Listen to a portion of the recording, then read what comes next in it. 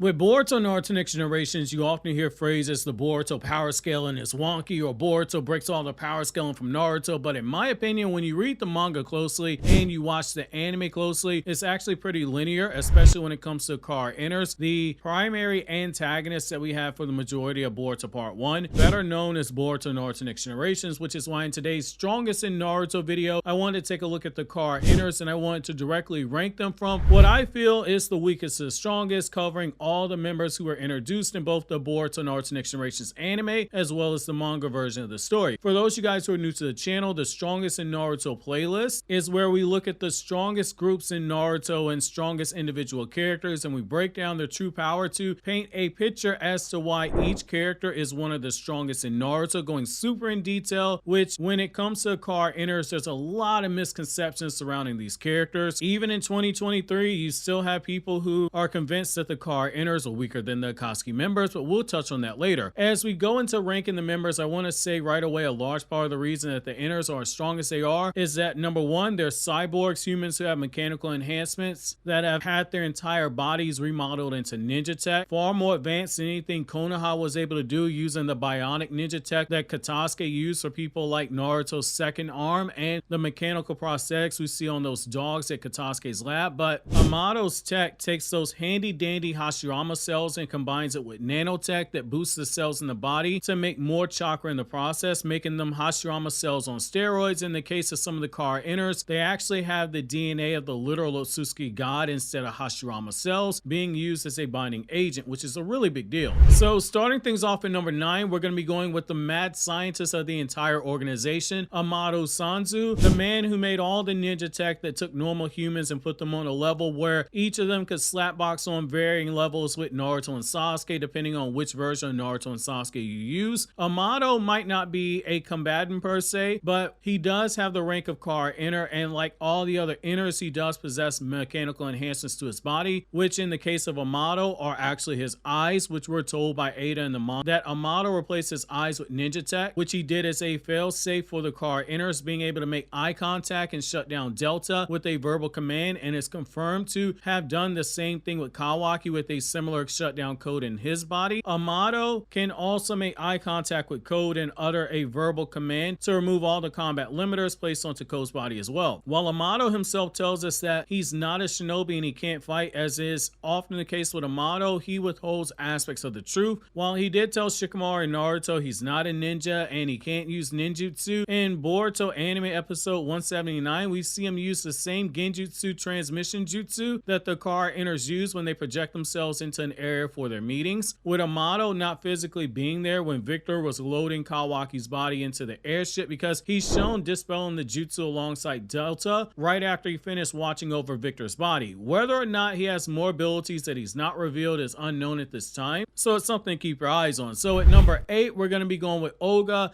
another car enter who is mostly a non-combatant. She's an anime only car enter used to set up the code arc and foreshadow Ada's existence, though she tells Boruto in the anime that she's a non-combatant cyborg who had her body modified by Amado to assist him in his research, and Amado's failed attempt to research the Otsutsuki heart by trying to experiment on Jigen's heart. We do see that she, like Amado, has some abilities that run counter to what she's actually told us. This is because unlike the other car enters, her body wasn't modified for combat, but like Amado, she was modified in a non-combat way. Whereas Amado had his eyes modified, Ogga had her brain modified. However, she's easily a lot physically stronger than Amado by a wide margin, being shown holding up both Boruto and Shamo's body weight with just one hand in the anime when she was pretending to be a shinobi named Yatsumi. She's also shown to have considerable speed and agility at times, moving with enough speed and pace to keep up with Boruto in base, which in of itself is really impressive. She also has shown that she's extremely skilled when it comes to using lightning release, making her one of the few car enters who can actively use ninjutsu, with the others being Kashin Koji, Boro, and Victor. She is also extremely skilled with genjutsu, where she's shown shown being able to stack genjutsu on top of genjutsu, where she's able to place Boruto and the others under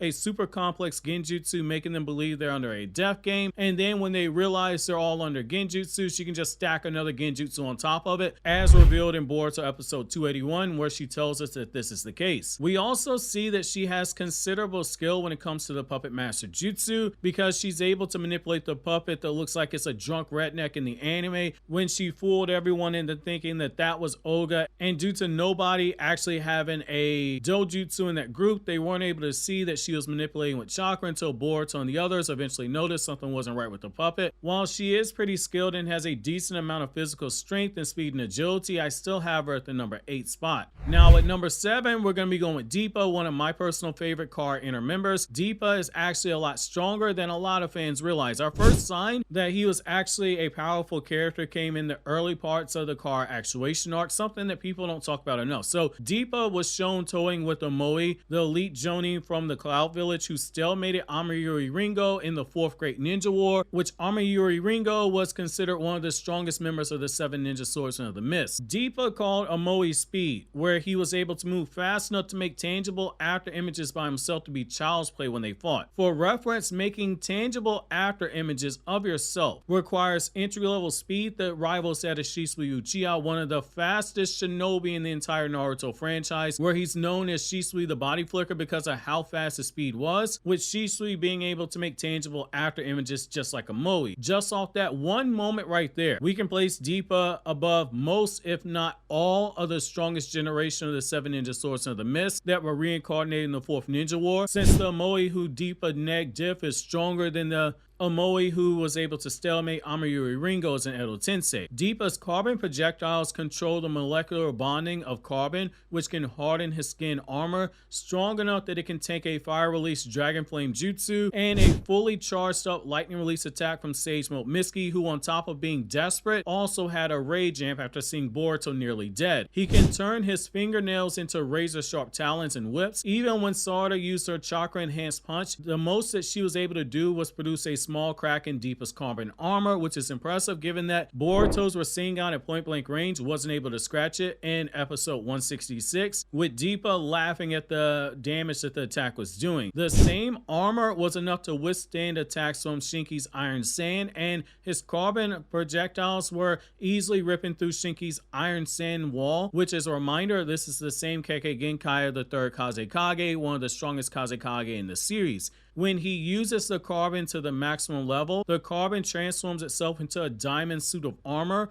capable of a prolonged period of time being able to withstand the compression Rasengan at point blank range, and it takes Boruto compressing his own chakra, the chakra of Sarada, and the chakra of Sage Mode Mitsuki in order to shatter that armor, and even after doing all that, that still wasn't enough to kill him. At number 6, we're going to be going with Victor. The KARY actuation arc makes it pretty clear that Deepa is actually weaker than Victor. When Deepa and Victor were fighting Team Konohamaru and Mujino, Deepa looks annoyed at the idea of having to fight children because they were a weaker threat to deal with, whereas Victor got to battle the 2 Konoha Jonin and Konohamaru and Mujino, who he easily defeated in combat. At one point, overwhelming Mujino with taijutsu despite holding back considerably and dogging out Konohamaru, though he did use more effort when fighting Konohamaru, who was not being weighed down by Mujino during their rematch, where Victor revealed to us that he's one of the few shinobi who have mastered all 5 changes in chakra nature through natural methods and no cheat codes like the Rinnegan or having 6-pass chakra by having the power of the 9 Biju, but he also hard countered Konohamaru's jutsu depending on the chakra natures that he was using, and he casually showed off each chakra nature in combat to show Konohamaru he was being outclassed. Victor, on top of having extensive knowledge over curse sealing jutsu, also has a super overpowered regen ability that is enhanced by Amado's ninja tech, though the overuse of this regeneration jutsu came at the expense of him losing the eyesight in one of his eyes in the process. Even Orochimaru himself found himself getting annoyed by Victor's regen abilities during their battle, which went from Orochimaru thinking it being easy W to Orochimaru whipping out summoning animals and chakra nature attacks, and Victor still regenerating each and every time. Victor can also grow additional arms to fight in battle, and he can even regrow his head even if he somehow loses it, again due to the fact that his core wasn't destroyed. Even with his limbs being cut off, Victor can also remotely remotely control those limbs in battle, which also includes him performing hand seals from afar so he can still cast ninjutsu without having to waste time by using his main hands because he can just sprout more arms. When you add in the fact that he's got all 5 changes in chakra nature and he knows how to subtly use them in effective manners, and you got someone like Orochimaru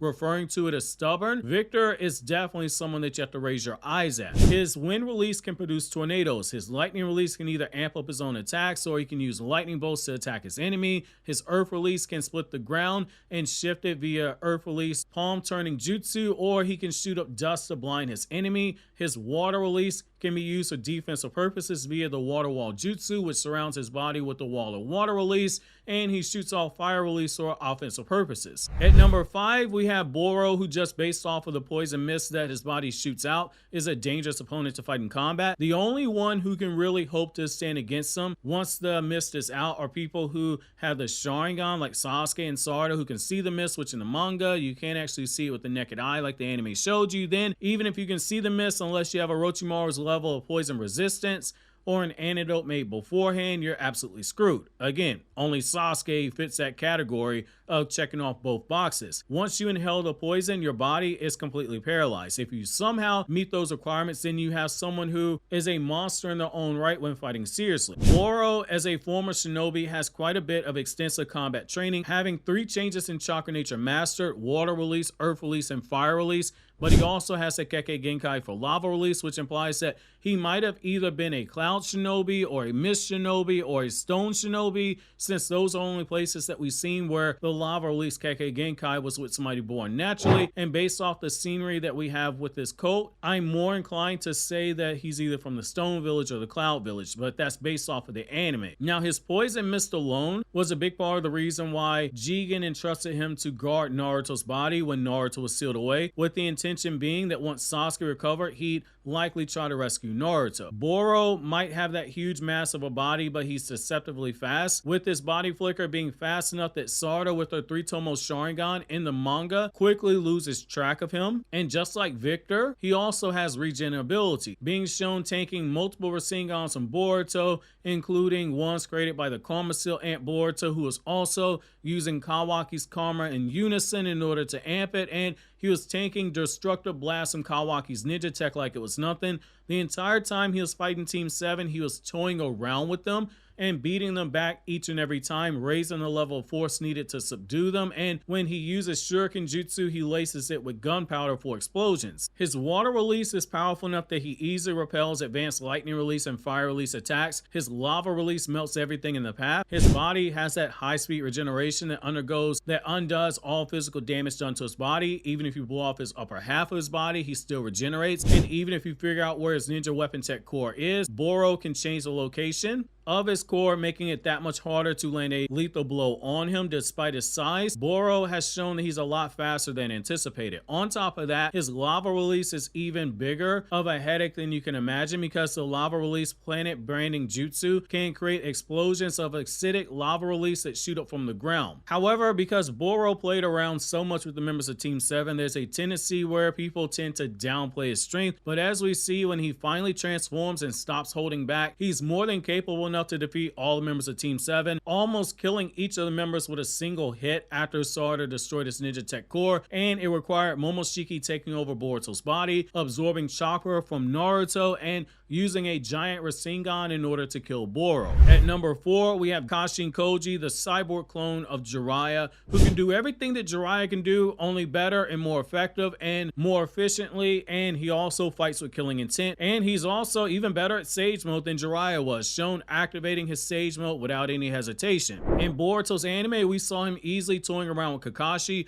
who is actually stronger than he was in the War Arc, which I've covered in my video how Kakashi surpassed his War Arc power level, and he toyed around with Kakashi to a point where Kakashi didn't even realize he was fighting a shadow clone at only half of Kashin Koji's power level until it was too late, and Koji had already escaped, which is a reminder, shadow clones split the chakra evenly of a person. His fire release was also so insane that it burnt Victor so badly and so fast that Victor's regen ability, not even Orochimaru was able to handle Victor's regen, but Kashin Koji did it with no issues, effectively killing him. Though he only fought against Jigen at 10% power, 10% of Jigen's power is still nothing to sneeze at, given that Jigen only needed less than a handful of hits in the manga to leave Naruto, who was in his 6-path Sage mode, left near death and unable to stand up on his own before he got hit with chakra rods. Kashin Koji felt confident that he could easily defeat Delta, who fought well in the manga version against that suppressed 6-path Sage mode Naruto with the QB cloak, and it's implied that he's at least comparable to base code with limiters. There's a reason why even Ishiki called him formidable, even though he'd go on to defeat him soon afterwards. When Kashin Koji fights, he also sacrifices the toes that he's using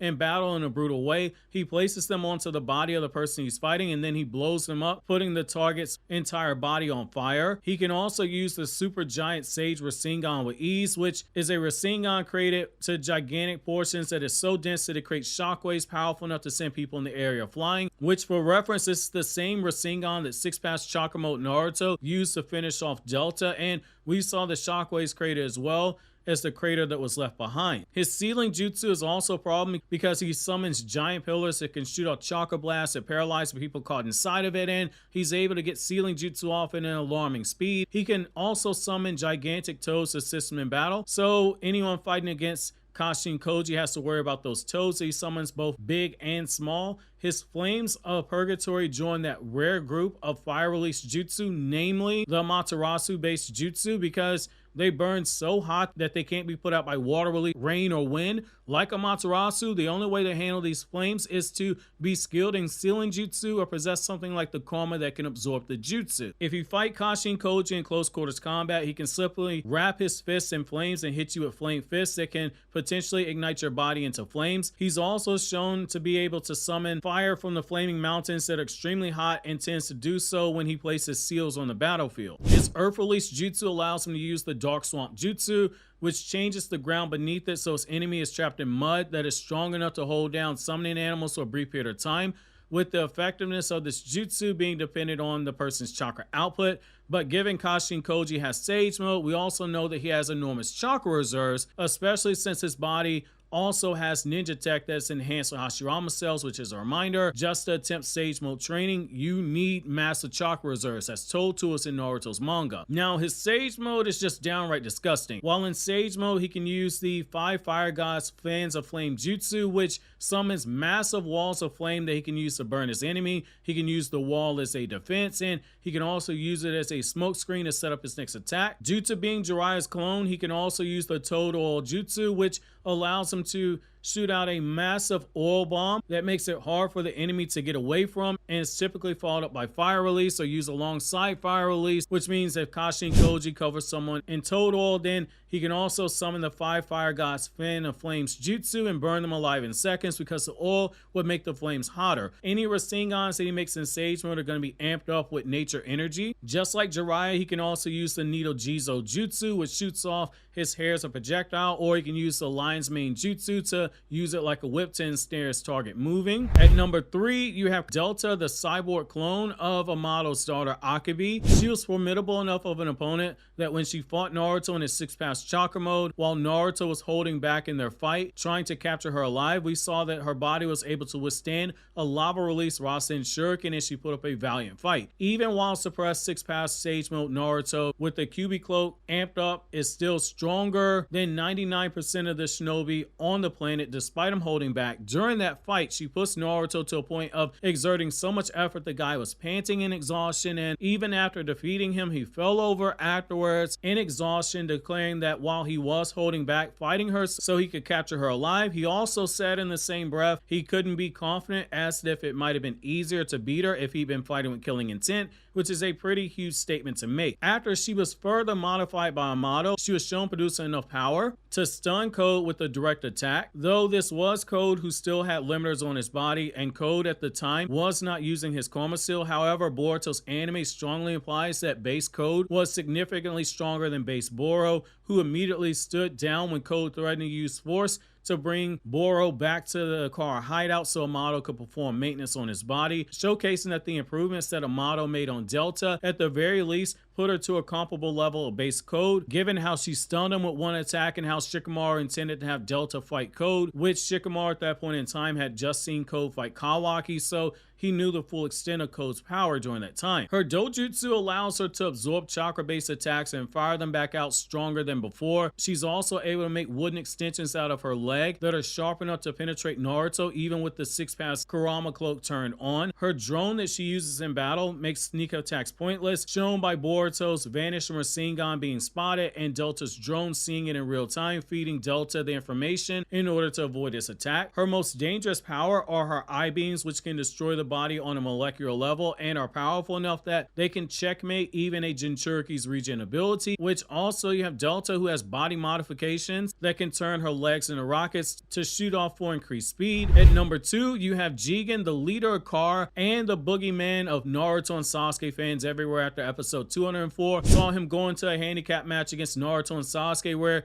he proved that there are levels to combat that they didn't qualify for. Jigen, the leader of Car and the vessel for Shiki Otsutsuki. In this character, we have yet another broken bad guy. Jigen, due to being 100% Otsutsuki since Shiki's karma had fully extracted, is now able to use the power of Shiki up to a limited amount, with Naruto and Kashin Koji both noting that Shiki was much stronger than Jigen. However, Jigen himself is nothing to play with. As stated before, less than a handful of fully powered blows was enough to leave 6-pass Naruto in the manga near death. One uppercut destroyed his karma avatar and one kick destroyed a perfect Susanoo. This Jigen is a problem. His karma allows him to absorb all ninjutsu-based attacks, which essentially means you have to fight him with only taijutsu or nature energy-based attacks like, say, Kirin. But the problem is that he's able to use Ishiki's dojutsu to shrink any nature-based attack that his karma can't actually absorb. So Kirin is useless. The 6-pass Rasengans are useless because they get shrank. He's a hard counter to Naruto and Sasuke. While toying around with Naruto and Sasuke, by his own words,